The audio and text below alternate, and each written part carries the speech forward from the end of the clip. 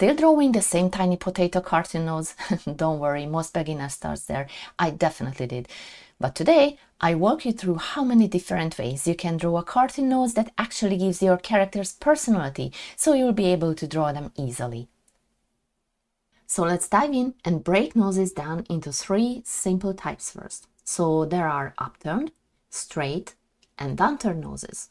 The difference is basically how much nostril peak you are showing, regardless of the form. Is it upturned, where we see the nostrils, or straight, where we'll see less of this part, or downturned, where we don't see the nostrils at all. So let's see how we can draw them. I'm gonna show you what I found to be the simplest way to get them right. So we'll start with basic shapes. 3 circles. I know it's not very exciting yet, but stay with me because these circles will be the foundation for tweaking our cartoon noses into pretty much any shape we want. Now we're gonna throw an imaginary blanket over them using one wavy line, kind of like a wrapping line. Things are suddenly starting to get more fun, aren't they? Then we just tuck it in down here.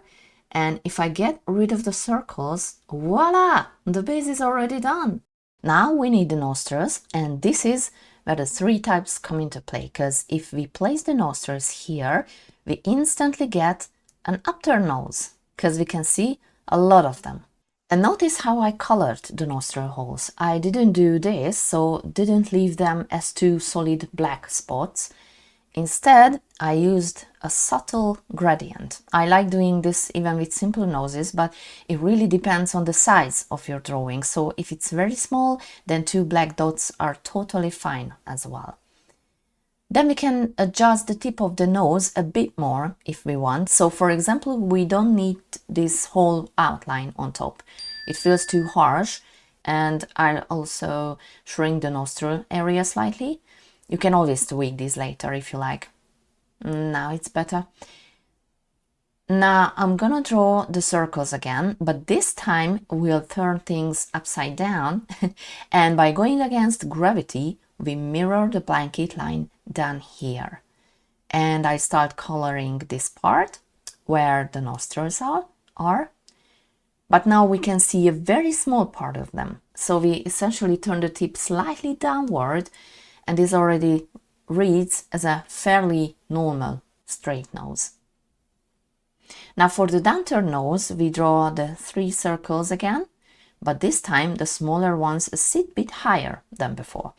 And we do this because we need the tip of the nose to completely cover the nostril holes so we don't see them at all. Then we just need the bridge of the nose to help sell the downturned angle, and we can do that with one simple taper line. So we stepped into the nose bridges, and I show you the easiest way to place them correctly. So if we bring the circles back, then first we notice that we need to adjust them a bit as well, just like we did with the nostrils earlier. But more importantly, the circles give us a clear guide for where the bridge should go, because the middle circle determines its position. As you can see this with the downturned nose too, because the bridge of the nose ends at the tip of the nose, see? Simple as that. Now I just need to refine it by drawing the bridge with a more curved taper line. And this curved bridge line helps show that the tip is lifted. The curve naturally gives the eye upward. Plus, that little line in the middle also shows that the lower part of the nose is upturned. Now for the straight nose, we'll draw slightly straighter lines. Try to find the right placement, and we'll skip this little middle line.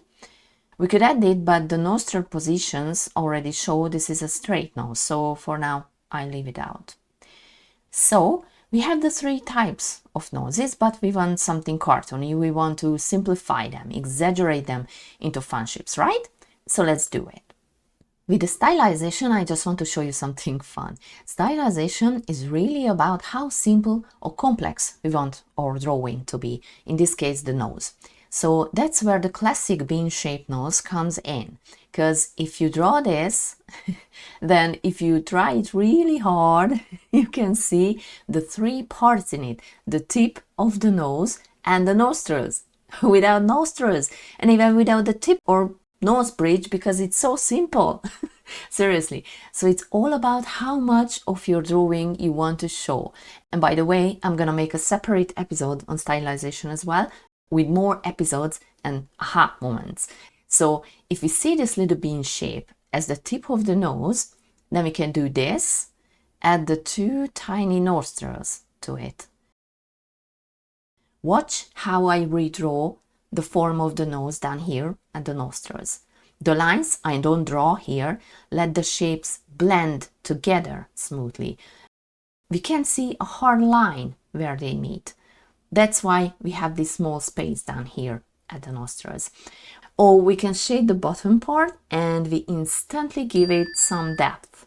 And it's not super realistic, but it's definitely more than just a simple cartoony bean shape, right? Alright, but now it's time to exaggerate these noses and turn them into fun, cartoony versions. So we have the three parts of the nose what we can exaggerate, like we did with the head, the cranium and the jaw part. You can check out the video after it if you haven't, links in the description. And here we got the tip of the nose, the two nostrils and the bridge. So what we can do with them? A lot of things. So we can decide if we want big or small nose, because exaggeration means intentionally pushing something away from normal proportions so it stands out, whether that's making it really big or really small. That's how characters become memorable, not bland.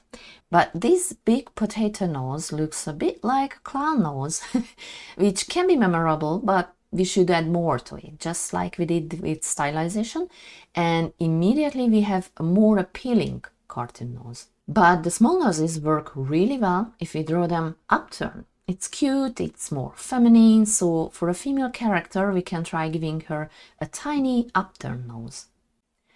What else can we do? We can stretch the nose horizontally, and what does it mean?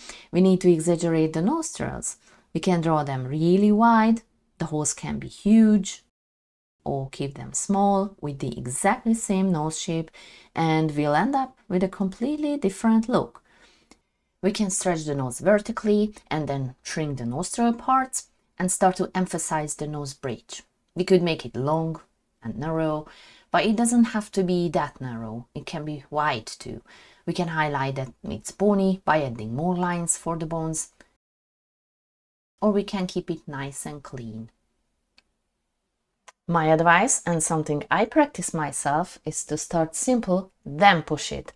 Bigger, flatter, longer, sillier, that's where characters come alive.